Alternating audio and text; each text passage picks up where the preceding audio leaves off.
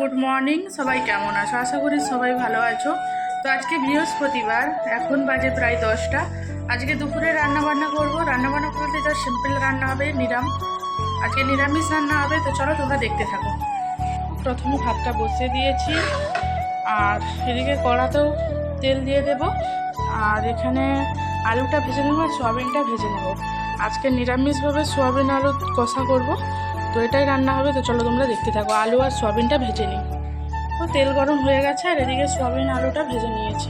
তেলের উপরে দিয়ে দেবো টমেটো, আর এর উপরেই দিয়ে দেবো লবণ। টমেটোটা গলে গেছে, এবার দিয়ে দিলাম হলুদ গুঁড়ো আর লঙ্কা গুঁড়ো।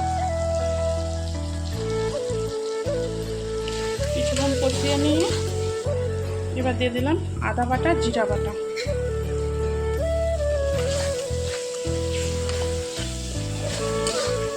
মশলা থেকে তেল ছেড়ে দিয়েছে, এবার দিয়ে দেবো আলু আর সোয়াবিন।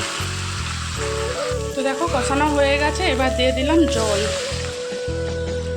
দেখো সোয়াবিনের তরকারিটা রেডি হয়ে গেছে। পুরো নিরামিষ হালকাভাবেই করেছি। এবার বাটা মশলাটা দিয়ে দিলাম। বাটা মশলার মধ্যে আছে এলাচ, লবঙ্গ আর দারচিনি। এটাই দিয়ে দিচ্ছি।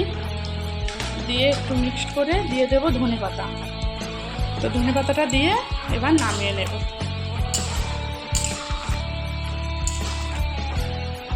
বন্ধুরা, আজকে দুপুরের মেনু সয়াবিন আলুর তরকারি, মুগের ডাল, আর হচ্ছে বেগুন ভাজা, আর এই যে ভাত, ধোঁয়া ওঠা ভাত।